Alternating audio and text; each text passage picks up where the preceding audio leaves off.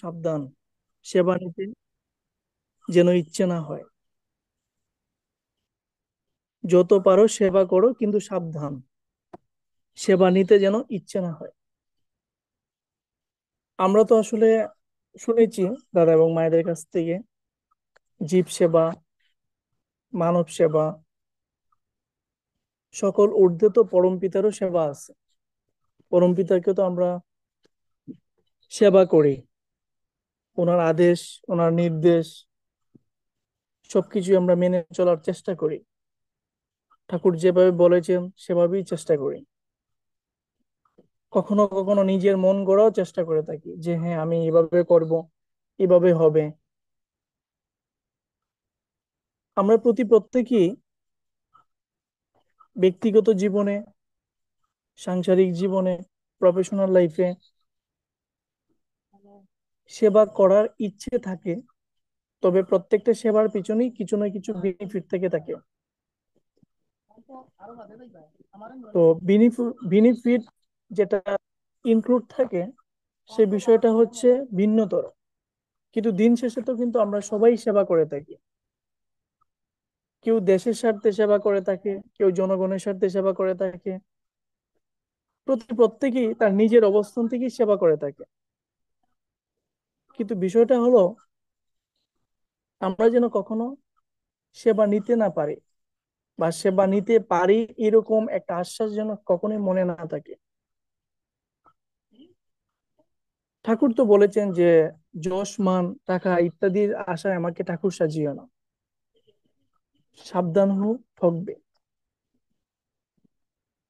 এটা আসলে বাস্তব বিষয়, বাস্তব উদাহরণ।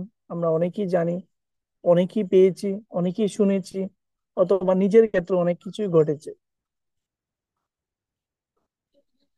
অত্যন্ত চমৎকার বিষয় যে ঠাকুরের প্রত্যেকটি কথার মধ্যে নিঃস্বার্থ, কোনো স্বার্থ নেই।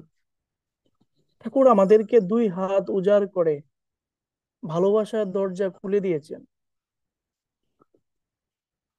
আমরা মানব জাতি হিসেবে একজন একজনের কাছে কখনো অবহেলা হিসেবে থাকি, কখনো দুশ্মন হিসেবে থাকি, কখনো শাসন হিসেবে থাকি, কখনো শোষণ হিসেবে থাকি। কিন্তু কখনো কি দেখেছো যে, আমরা কি দেখেছি পরম পিতার কাছে আমরা কখনো খারাপ হিসেবে থাকতে, খারাপ ছেলে হিসেবে থাকতে? কত মানুষ নিজের পরিবার থেকে রিজেক্ট হয়ে যাচ্ছে, নিজের আত্মীয় স্বজন থেকে অনেক দূরে চলে যাচ্ছে, দেশ থেকে দেশান্তরে পাড়ি দিচ্ছে, কেউ আনন্দে কেউ কষ্টে। কিন্তু আমরা শত কষ্টের মধ্যেও পরম পিতার মন্দিরে গেলে, ঠাকুরের চরণাস্থিত হলে, ঠাকুর মন্দিরে গেলে কখনোই দেখি নাই যে কাউকে ধাক্কা দিয়ে ফেলে দিতে। আমার একবার সৌভাগ্যক্রমে আমি বাংলাদেশ অভ্যন্তরে পাবনা পাকুটিয়া মন্দিরে যাওয়ার সৌভাগ্য হয়েছিল। তো এক ভদ্রলোক, উনি পাকুটিয়া মন্দিরে অনেক বছর ধরে আছেন। লোকটা যদিও অন্য ধর্মাবলম্বী, কিন্তু মন খুলে উনি ঠাকুরের কাছে প্রার্থনা করেন। সকালবেলা হোক, দুপুর বেলা হোক, সন্ধ্যাবেলা হোক, যখনই ঠাকুর মন্দিরে ভোগের আয়োজন করা হয় তখনই উনি থাকেন, এবং সেখান থেকেই ওনার জীবন চালনা করে থাকেন। তো দেখেন ঠাকুর কত উদার, ঠাকুর পরিবারের মানুষ কত উদার। ঠাকুরকে নিয়ে যারা কাজ করে, ঠাকুরকে মাথায় নিয়ে যারা কাজ করেন, কত উদারতার পরিচয় দেন। এই ভদ্রলোক বলতেছেন যে ভাই, আমার শরীরের প্রত্যেকটি অঙ্গ প্রত্যঙ্গে এই ঠাকুর পরিবারের খাবার সংযুক্ত করা। আমি এখান থেকেই বড় হয়েছি, এখান থেকে এখন পর্যন্ত আমি আছি। অর্থাৎ আমরা যদি কোনো পরিবারে শ্রম না দিই, একজন কাজের ব্যক্তি হিসেবে যদি শ্রম না দিই কোনো পরিবারে, সেই মালিক আমাদেরকে খাবার দিতে চায় না। একবার দিলে, দুবার দিলে, তিনবারের সময় বলে যে না, সম্ভব না। কিন্তু দেখেন ঠাকুর পরিবারের এরকম হাজার হাজার মানুষ তার জীবন জীবিকা নির্ভর করছে ঠাকুর পরিবার থেকে।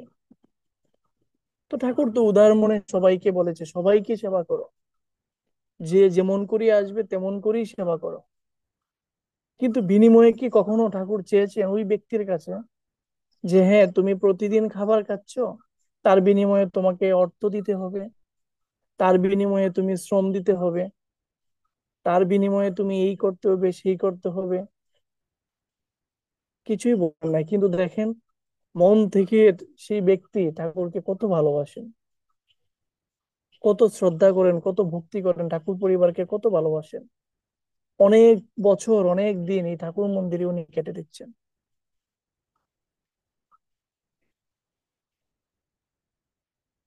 আসলে অনুভূতির বিষয়, অনুভবের বিষয়। আমরা এই মানব জীবনে মানব সম্পদের সর্বশ্রেষ্ঠ পরম পিতাকে পেয়েছি হিসেবে। উনি আসলে আমাদের প্রত্যেকটা ক্ষেত্রে, প্রত্যেকটা সেক্টরে উনি স্বতঃস্ফূর্ত ভাবে সবকিছু গুছিয়ে দিয়ে গেছেন। ও ম্যাম, এই যে কথা বলছো, গুছিয়ে দিয়ে গেছেন। ইভেন কখনোই কোনো বিষয় নিয়ে আসলে চিন্তা করতে হয় না। তাই আসুন, আমি আর আলোচনা দীর্ঘায়িত করবো না। যেখানে যে অবস্থায় যে পরিস্থিতি আমরা থাকি না কেন, দাদা বলে গিয়েছেন ঠাকুরের প্রার্থনা যেন সঠিক সময় সঠিকভাবে করতে করতে পারি এবং করার চেষ্টা করতে পারি বা চেষ্টা করি। ইভেন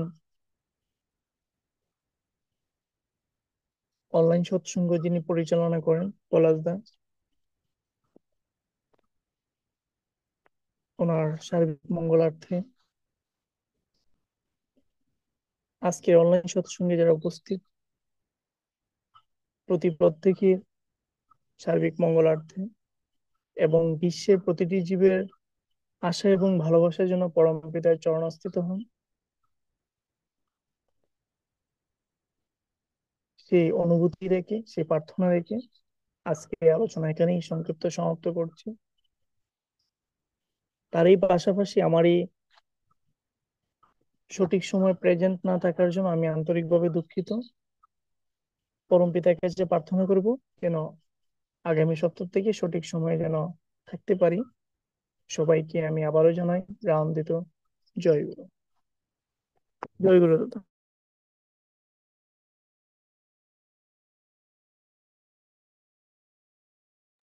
জয়গুরু।